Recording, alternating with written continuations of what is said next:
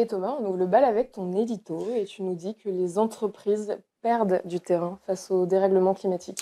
Et oui, Alix, car ces derniers mois, ces dernières années, on voit bien que les catastrophes climatiques, parfois qualifiées de naturelles, ont des impacts forts sur les rendements économiques des entreprises, qui parfois sont en chute libre, des prix aussi parfois qui s'envolent. Et donc, finalement, est-ce que face à tout ça, on a vraiment le choix entre la fin du monde et la fin du mois, qui est une expression qui revient souvent? Est-ce que euh, la fin du monde, ce serait pas à chaque fin de mois pour un nombre grandissant d'entreprises? La formule est forte, mais les statistiques récentes montrent bien que le monde économique dans son ensemble se porte assez mal. Les redressements judiciaires, les faillites d'entreprises se multiplient.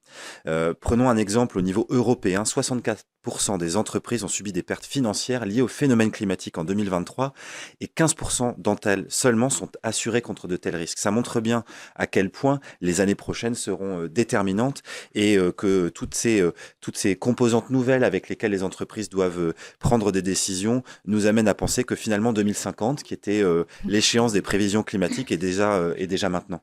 Alors ça donne quoi concrètement? Alors, prenons quelques exemples sectoriels. Dans le transport, la SNCF, par exemple, qui se retrouve fortement impactée par des fortes chaleurs et doit investir davantage dans la maintenance de ses réseaux.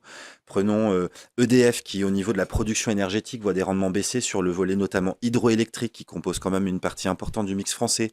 Des producteurs viticoles en Bourgogne, dans le Bordelais aussi, qui voit des rendements baisser de 30 à 50%. Plus largement dans le monde agricole, et l'actualité des dernières semaines est assez triste à cet égard, où les agriculteurs se manifestent, mais d'ailleurs ce n'est pas tant une crise des agriculteurs qu'une crise agricole au sens large, avec des rendements en chute libre, ou des prix, comme je le disais précédemment, qui s'envolent. Prenons l'exemple de l'orange en 12 mois qui a augmenté de 200% en termes de prix, ou le cacao qui a pris 400% sur à peine 2 ans. Et qu'en est-il de la pression réglementaire? Alors, en Europe en particulier, un nouveau cadre réglementaire émerge et est énormément évoqué ces dernières semaines.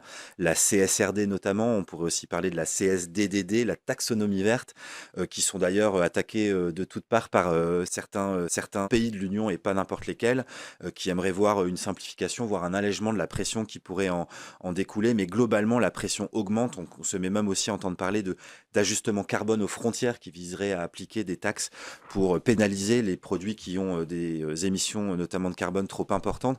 Mais cela peut représenter aussi évidemment une opportunité pour les entreprises européennes et françaises. C'est ce dont on va notamment parler aujourd'hui, avec à la fois des avantages concurrentiels à aller chercher à moyen terme, mais aussi de nouvelles perspectives commerciales dès lors que l'on envisage le développement de nouvelles offres de produits ou de services. Et Sonia notamment pourra l'évoquer. Ce que le dérèglement climatique nous enseigne aujourd'hui, c'est que on ne peut plus se satisfaire de le voir comme un défi à subir. Ça doit devenir le meilleur prétexte pour enfin rendre la société soutenable. S'adapter aujourd'hui, c'est anticiper demain et devenir un leader d'un monde plus sain. C'est ce dont on doit pouvoir travailler et discuter aujourd'hui avec nos invités. Marie, une question pour vous. Les investisseurs prennent-ils réellement en compte les risques climatiques dans leurs décisions ou est-ce que c'est encore marginal? Je pense encore marginal. En tout cas, disons plutôt que la manière dont ils évaluent les risques n'est pas complètement holistique et souvent, assez peu, fiable, hein. C'est-à-dire que moi, en ce moment, on travaille beaucoup sur les océans, par exemple, et on se rend compte que la valeur à risque, en fait, sur les océans, représente des trillions, d'euros, mais sauf que elle touche un certain nombre d'entreprises qui n'ont pas conscience qu'en fait, elles sont, potentiellement à risque sur ces sujets-là. Donc en réalité, ils ne le prennent, ils ne savent pas suffisamment bien le mesurer, on va dire. Mmh. Pascal, vous voulez réagir? Ah bah oui, vraiment en écoutant Thomas, je me disais que dans mon métier, l'assurance, hein, on est évidemment aux premières loges de ce que vous décrivez.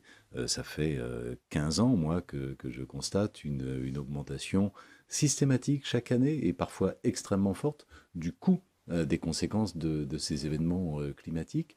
Et forcément, si l'assurance est impactée, bah, derrière les clients de l'assurance, et notamment les entreprises, sont impactés également, doublement. D'abord par une élévation des coûts, hein, du prix de l'assurance. Forcément, si le sous-jacent, si les événements à couvrir sont plus coûteux, bah, les tarifs de l'assurance augmentent structurellement. Et puis, impacté presque surtout par le fait que progressivement, Les réassureurs d'abord, c'est-à-dire les assureurs des assureurs, puis les assureurs ensuite, risquent de se retirer et de moins couvrir ces événements climatiques. Et donc là, c'est la double peine. On subit des événements plus nombreux et plus coûteux, et on est moins couvert pour se protéger. Sonia, d'un mot avant qu'on passe à la prochaine séquence, vous voulez ajouter quelque chose? Je pourrais parler aussi du contexte des entreprises industrielles qui doivent elles aussi intégrer cette évaluation du risque au travers d'une cartographie des risques. Alors, les grands groupes font ça fait même partie de leur gouvernance.